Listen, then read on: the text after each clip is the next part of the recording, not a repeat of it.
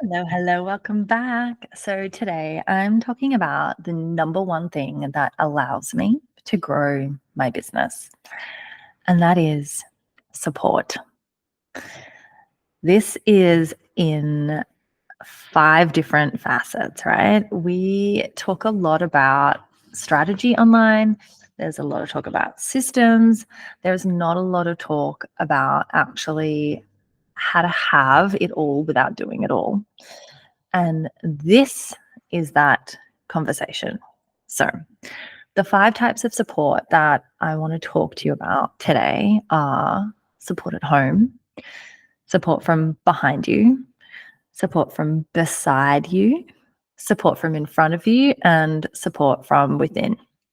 So, I'm going to wind back the clock a little bit because support in my company has looked different in every phase of business and life. And by talking through each stage, I hope that you can see yourself in some of these and how you can lean on support no matter where you are on your journey. So, when the first support I enlisted in my business was my husband's. So, this is what I mean by support at home. One aspect of what I mean by support at home. So when I started my business, I was pregnant with my third child. My husband was working 4 or 5 days a week as a carpenter, and I didn't actually have a lot of support inside the business. My husband is amazing and would of course do all the grocery runs and help with the kids when he was home, but I was the one who did the majority of the household to-dos, and I was the driver behind everything that happened in the business. So I knew, though, that I could not mentally do that all myself, and I couldn't do it without his support. He had to be on board if I was going to make those moves. Now, sometimes this looked like him taking the kids out of the house, or it looked like him taking over the kitchen cleaning duties, which he still does every day. Thank you very much. And sometimes it looked like him allowing us to spend my very tiny budget on things that were going to build the business rather than putting them back into the family. What support at home looks like now is having a cleaner. At points, we've had an au pair. And this can look so many different ways. I have clients who get meals delivered. I have clients who get meals made at home in their own kitchen by someone else. I have clients who hire someone to come over every single night after dinner and do 2 hours of cleanup so that they can spend time with their partner. I have clients that have full-time personal assistants. The support at home is whatever support you need and you can work towards. There is no right or wrong way to do this. It's just a matter of asking yourself what your time is worth to you, what your budget is, what's important to you. And then when you think outside the square of kind of anything, and then anything is possible, because we live in such a wonderful time where we have access and we have options and we get to choose what our goals are around this and work towards them. Now, for me, a part-time housekeeper who cooks would be like the total ultimate, and you better believe that I'm working towards that. So whatever your version of like that perfect support at home looks like, allow yourself to realize that you can have that and you can work towards it. Now, number 2, support from behind you. What I'm referring to here is your staff. Now, I say behind because you are leading. This is not a top-down thing, right? Your staff are not underneath you. Don't hear that. They are behind you, following your lead. Now, there is very, very much a right and a wrong way to do this one. As my business grew, actually, as soon as I had one client, I hired virtual assistants in different capacities, which was completely the wrong move because, given what I know now, is all I knew was that I needed support. I didn't know what I wanted that to actually look like. And I didn't have any systems in place. I hadn't even done the tasks that I wanted these people to do, so I couldn't show them what good looked like. And honestly, it was actually a complete waste of money. And I looked in all the wrong places. The quality they delivered was terrible because the instructions and the leadership were terrible. And I didn't know that then, but growth and radical responsibility are actually really wonderful things. So the key here is to understand that people bring profit when done right. So, to strategically plan out the role you want to operate in your business and the roles that you're going to need around you to make that happen. So, the last episode we did on the CEO framework goes into this a bit more. But once you know those things, what role you want to play and who you need around you, then you can create solid, repeatable processes and systems that whoever you hire can follow. So we start with the org chart and then the systems and then the hiring in that order. All right, number 3, support from beside you. This is your peers, and it is so, so important. This can come in multiple forms, right? These might be people who are in different masterminds with you or different groups. This could be collaboration partners. This can be people that are referral partners. This can be people who work with the same types of people you do, that are the same famous business that you are or are local to you.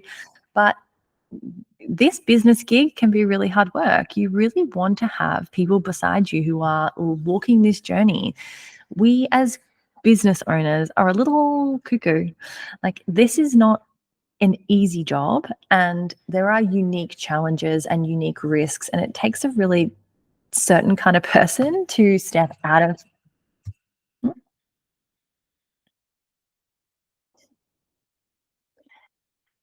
It takes a really kind of unique sort of person to step out of the norm of society and being employed. And you want to be on that journey with people. So find your people, find your tribe, find the people that are going to be alongside you. Number 4, support from in front of you. Find a mentor. Find a mentor who has been who is where you want to be, who has walked the road ahead of you. Now, this can be in forms of podcasts like this one, it can be in forms of books, but the best type of mental support is going to be where you can actually speak to someone and ask them about your unique business and hear their expertise, their experience, everything like that time, money, wisdom that they have spent into their business, that investment they've made into their business. They've learnt lessons.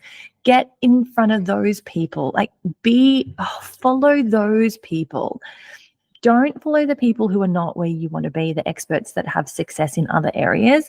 That's not what you're building. What you're building is what you're building. And there are people who had done that before. So find those people and learn from them. You will have such an easier time when you get yourself supported by a mentor, one who has the same values of you, who's living the life that you want to live. I can't stress that enough. Really choosing the right mentor who's also run their business the way that you would want to run your business. Because there's a lot of successful people out there who are really unhappy, who work really long hours. And if that's not the type of business you want to run, then don't learn from that person. There are a lot of people who are really successful who live a childless lifestyle. If you don't want to live a childless lifestyle, then learn from someone who has children. If you want children, learn from someone who has children. If you want to live that high-powered executive single lifestyle and you want a team of 1,000,000, then great, learn from someone who is living that life, who's run that business. The right person is out there for you. There is no right or wrong, except for choose the one who is living the life that you want to live. Number 5 is support from within. Now, this one is so important. Personal growth comes before professional growth. We have to build our capacity to solve bigger problems before we will have a bigger business. Just that's how it is.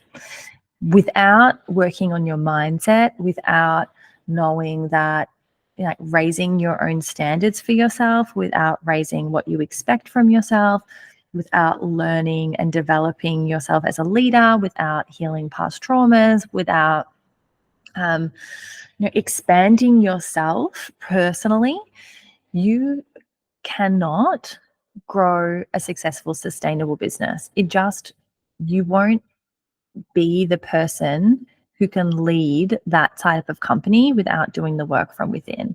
So have a practice around this. It doesn't matter what your practice is, as long as you are working on yourself from the inside out. And it's not just from a professional skill based place. This is from, how am I strengthening my mind? How am I strengthening my leadership skills? How am I feeding myself spiritually? How am I feeding myself emotionally and building my emotional capacity? How am I developing as a CEO and a leader? Those questions, the answer to those questions are really important for you to find and develop a practice around. So without all of these forms of support, my business would not be where it is today, and it will not grow to where I want it to grow without me continuing to work on these areas.